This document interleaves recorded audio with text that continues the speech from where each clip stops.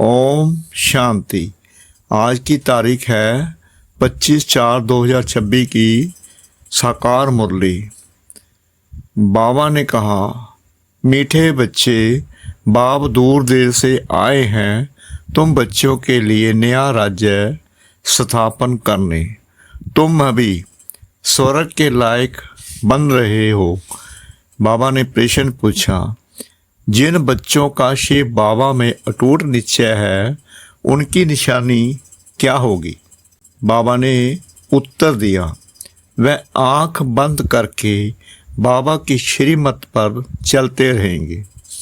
जो आज्ञा मिले कभी ख्याल भी नहीं आएगा कि इसमें कुछ नुकसान ना हो जाए, क्योंकि ऐसे निश्चय बुद्धि बच्चों का रेस्पॉन्सिबल बाप है। उन्हें नीचे का बल मिल जाता है, अवस्था अडोल और अचल हो जाती है। गीत, तुम ही हो माता, तुम ही पिता हो। ओम शांति। यह महिमा किसकी सुनी? जिसको सिवाय तुम बच्चों के दुनिया में और कोई जानते नहीं हैं।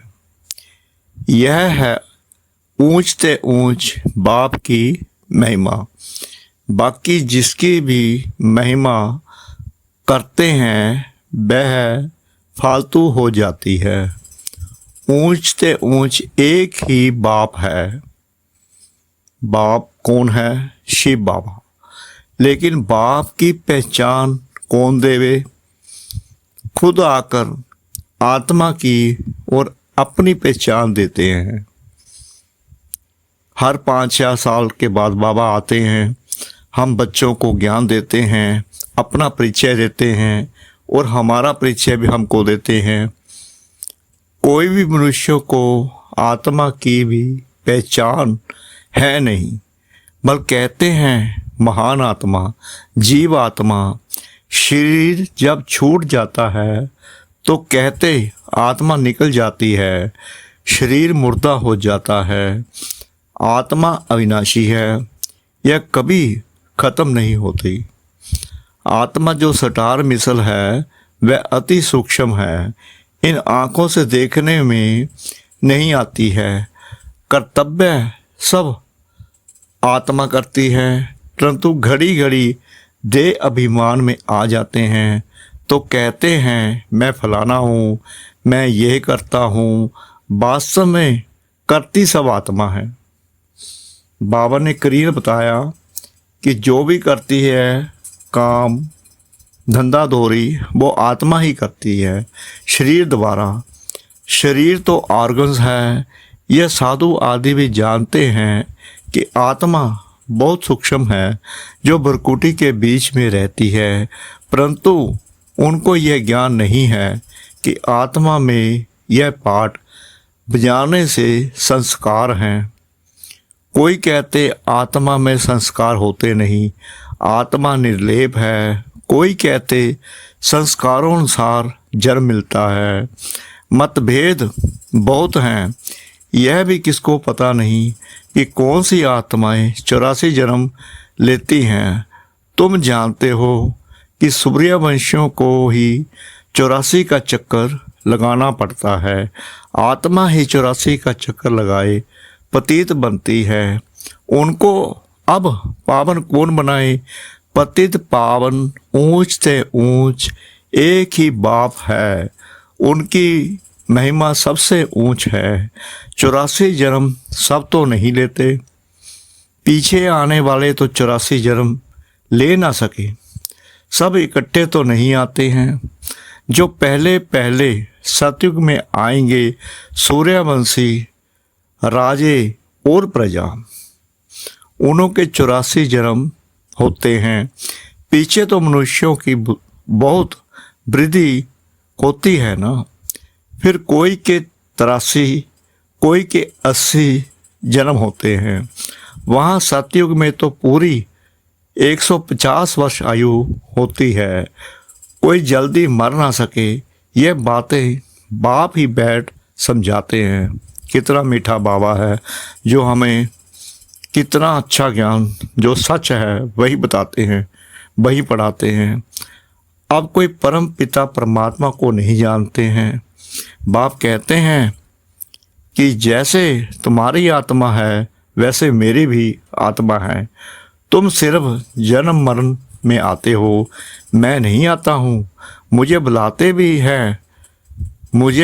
भी तब हैं जब पतित बनते हैं, जब बहुत दुखी हो जाते हैं तब बुलाते हैं। इस समय तुम बच्चों को नसीब बाबा पढ़ा रहे हैं। कोई पूछते कि यह कैसे माने कि परमात्मा आते हैं, तो उन्हों को समझाना है कि सब पुकारते हैं, हे पतित पावन आओ। अब वह है निराकार, उनको अपना शरीर नहीं है, आना भी है पतित दुनिया में, पावन दुनिया में तो नहीं आएंगे। ऐसे समझाना चाहिए। यह भी समझाना है कि परमात्मा इतना छोटा है जैसे आत्मा छोटी है, परंतु वह है मनुष्य सृष्टि का बीज रूप, नॉलेजफुल। बाप कहते हैं कि तुम मुझे परम पिता परमात्मा कहते हो, पुकारते हो तो जरूर आएंगे ना। गायन भी है कि दूर देश का रहने वाला आया देश पर आए। अभी बाप दोबारा मालूम पड़ा है कि अभी हम पराये देश अर्थात रावण के देश में हैं। सतयुग त्रेता में हम ईश्वरीय देश अर्थात अपने देश में थे। फिर द्वापर से लेकर हम पराये देश पराये राज्य में आ जाते हैं, वाम मार्ग में आ जाते हैं। फिर भक्ति शुरू हो जाती है। पहले पहले शिव बाबा की भक्ति करने लग जाते हैं।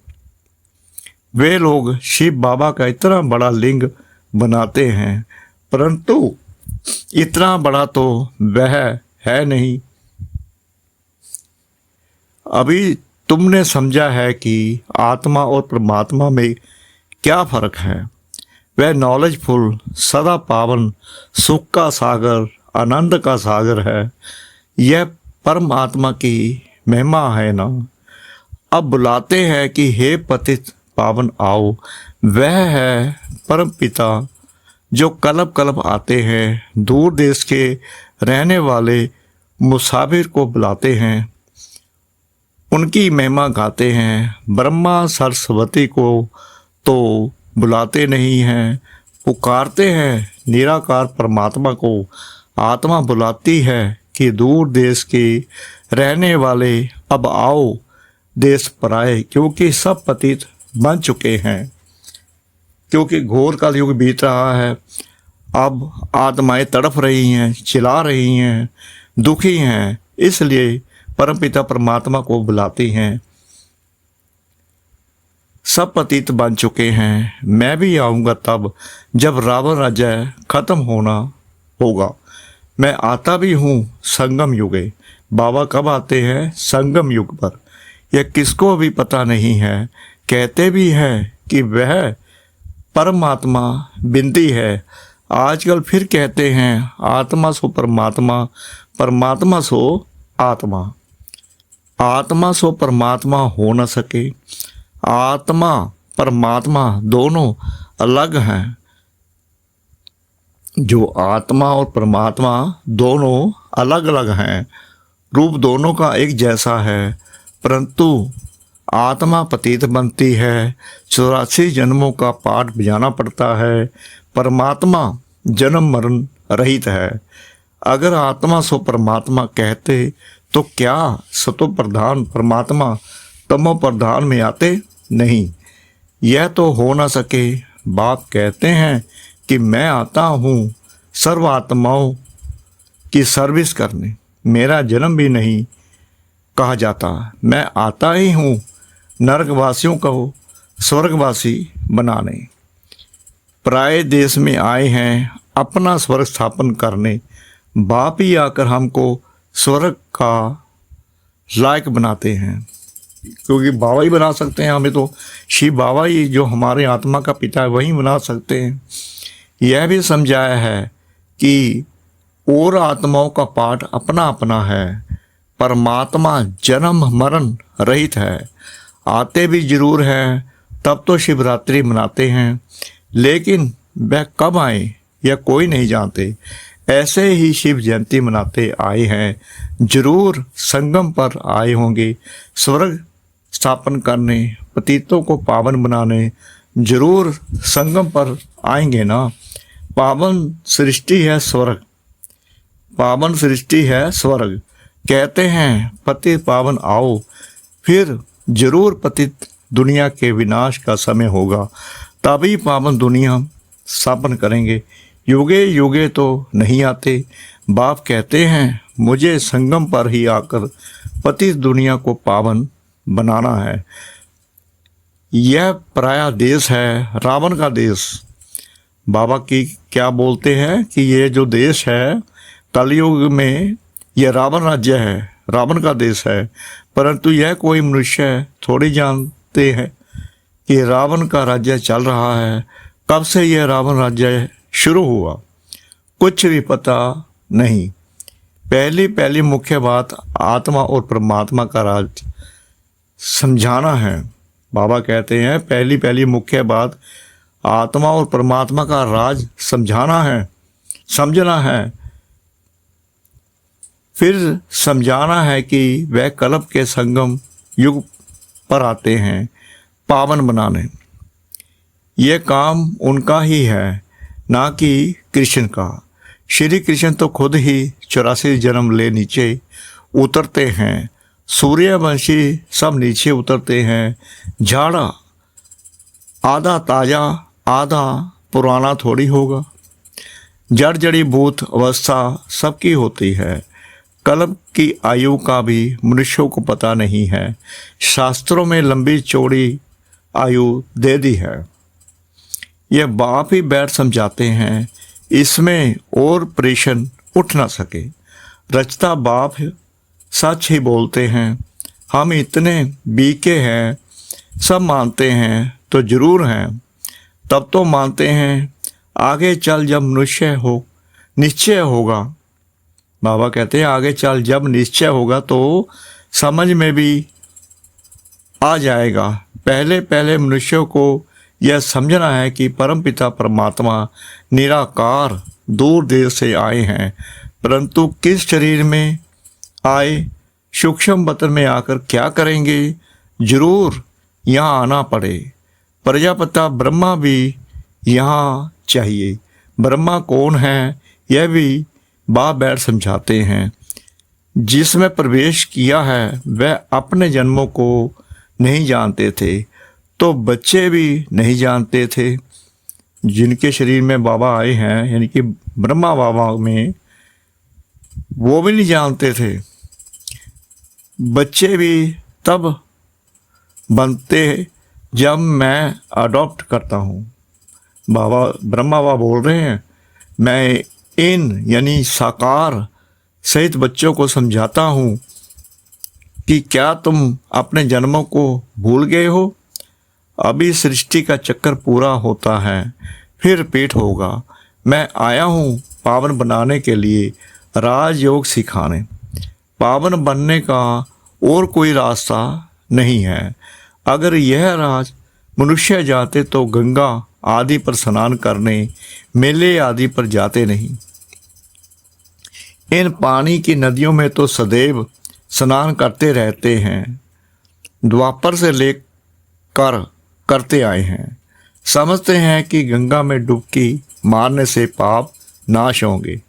बाबा ने कई मुरलियों में यही कहा है कि गंगा में नहाने से तुम्हारे पाप नहीं उतर सकते। तुम्हारे पाप जब आत्मा को पवित्र बनाएंगे तभी उतरेंगे, परंतु कोई के भी पाप नाश नहीं होते हैं। पहले तो आत्मा और परमात्मा का ही राज बताओ। आत्माएं ही परमात्मा बाप को पुकारती हैं। वह निराकार है, आत्मा भी निराकार है। इन ऑर्गन्स द्वारा आत्मा पुकारती है। भक्ति के बाद भगवान को आना है, यह भी ड्रामा में पाठ है। बाप कहते हैं मुझे नई दुनिया स्थापन करने आना पड़ता है। शास्त्रों में भी है कि भगवान को संकल्प उठा तो जरूर ड्रामा प्लान अनुसार संकल्प उठा होगा। आगे इन बातों को थोड़ी समझते थे, दिन प्रतिदिन समझते जाते हैं। बाप कहते हैं मैं तुमको नई नई गुहा ते गुहा बातें सुनाता हूँ, सुनते सुनते समझते जाते हैं। आगे ऐसे नहीं कहते थे कि शिव बाबा पढ़ाते हैं। आप तो अच्छी रीति समझ गए हैं, और भी समझने का बहुत पड़ा है। रोज समझाते रहते हैं कि कैसे किसको समझाना चाहिए। पहले ये निश्चय करें कि बेहद का बाप समझाते हैं तो वह जरूर सत्य बताएंगे।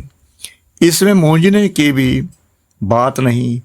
बच्चे कोई पक्के हैं, कोई कच्चे हैं। कच्चा है तो कोई को समझा नहीं सकते हैं। यह तो स्कूल में भी नंबर वार होते हैं। बहुतों को यह संशय पड़ता है कि हम कैसे समझें कि परम पिता परमात्मा आकर पढ़ाते हैं। कई बच्चों को संशय होता है कि क्या ये सचमुच भगवान पढ़ाते हैं। कई बच्चे ऐसे होते हैं, कुछ दिन आते हैं भाग जाते हैं, क्योंकि उन्हों की बुद्धि में है श्री कृष्ण ने ज्ञान सुनाया। अब पतित दुनिया में तो श्री कृष्ण आ नहीं सकता। यह उनको सिद्ध करो कि परम महात्मा को ही आना पड़ता है।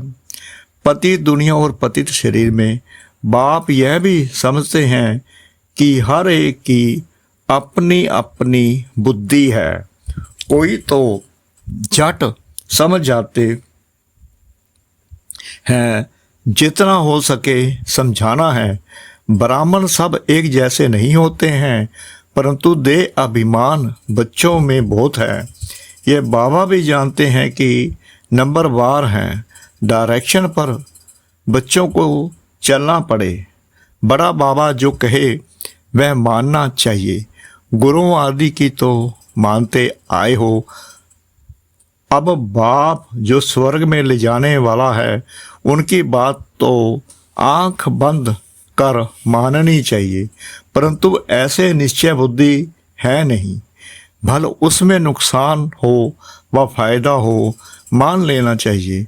भल समझो नुकसान भी हो जाए, फिर भी बाबा कहते हैं ना, हमेशा ऐसा बाबा कहते हैं हमेशा ऐसे समझो कि शिव बाबा ही कहते हैं। ब्रह्मा के लिए मत समझो। रेस्पॉन्सिबल शिव बाबा होगा, उनका यह रथ है, वह ठीक कर देंगे। कहेंगे कि मैं बैठा हूँ। हमेशा समझो कि शिव बाबा ही कहते हैं, यह कुछ नहीं जानते। ऐसे ही समझो। एक तरफ तो निश्चय रखना चाहिए, शिव बाबा कहते मेरा मानते रहो तो तुम्हारा कल्याण होता रहेगा। कितना मीठा बाबा है, एक एक बात समझाता है, नाराज भी नहीं होता अपने बच्चों से। यह ब्रह्मा भी अगर कुछ कहते हैं तो उनका भी रिस्पॉन्सिबल मैं हूँ। तुम बच्चे फिक्र नहीं करो। वाह वाह वाह वाह। शिव बाबा को याद करने से अवस्था और ही पक्की हो जाएगी। निश्चय में विक्रम भी विनाश होंगे, बल भी मिलेगा। जितना बाबा को याद करेंगे उतना बल जास्ती मिलेगा। जो श्रीमत पर चल सर्विस करते हैं वही उच्च पद पाएंगे। बहुतों में देह अभिमान बहुत रहता है। बाबा देखो सब बच्चों से कैसे प्यार से चलता है। सबसे बात करते रहते हैं। बच्चों से पूछते हैं कि ठीक बैठे हो, कोई तकलीफ तो नहीं है। लब होता है बच्चों के लिए। बेहद के बाप को बच्चों के लिए बहुत बहुत लब है। जो जितनी श्रीमत पर सर्विस करते हैं उस अनुसार लब रहता है। सर्विस में ही फायदा है। सर्विस में हड्डियां देनी है। कोई भी काम करते रहेंगे तो वह फिर दिल पर भी रहते हैं कि यह बच्चा फर्स्ट क्लास है, परंतु चलते चलते किसी पर ग्रहचारी भी बैठती है। माया का सामना होता है ना, ग्रहचारी के कारण फिर ज्ञान उठा नहीं सकते। कोई तो फिर कर्मणा सेवा अथक होकर करते हैं। तुम्हारा काम है सबको सुखधाम का मालिक बनाना, किसको दुख नहीं देना।